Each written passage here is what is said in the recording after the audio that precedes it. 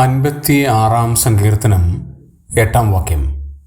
നീ എൻ്റെ ഉഴൽച്ചകളെ എണ്ണുന്നു. ദൈവം ഓരോ മനുഷ്യരുടെയും പ്രയാസങ്ങളും ദുഃഖങ്ങളും അറിയുന്ന ദൈവമാണ്.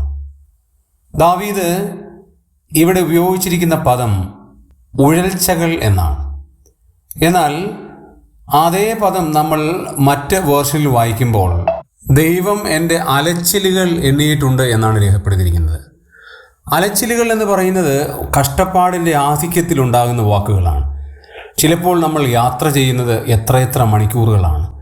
നമ്മൾ വ്യക്തിപരമായ കാര്യങ്ങളെക്കാൾ സഭയിലുള്ള ആളുകളുടെ കാര്യങ്ങൾക്ക് വേണ്ടി, അവരുടെ രോഗത്തിൻ്റെ അവസ്ഥകൾക്ക് വേണ്ടി, അവരുടെ ശാരീരിക മെച്ചപ്പെടുത്തലിനു വേണ്ടി എത്രയെത്ര അലച്ചിലുകളാണ് നാം ഓരോ ദിവസവും അലയുന്നത്.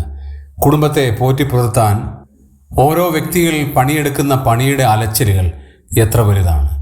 നമ്മുടെ ഉഴൽച്ചകൾ, നമ്മുടെ അലച്ചിലുകൾ, അത് മുഴുവനും എണ്ണുന്ന ഒരു ദൈവമുണ്ട്. ആരും നമ്മളെ കാണുന്നില്ലായിരിക്കാം.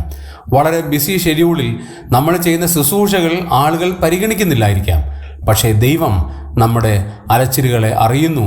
ദൈവം നമുക്ക് തക്ക സമയത്ത് പ്രതിഫലം തരും എന്നുള്ള വലിയ ഓർമ്മ നമുക്കുണ്ടാകട്ടെ. ദൈവം നമ്മെ അനുഗ്രഹിക്കട്ടെ.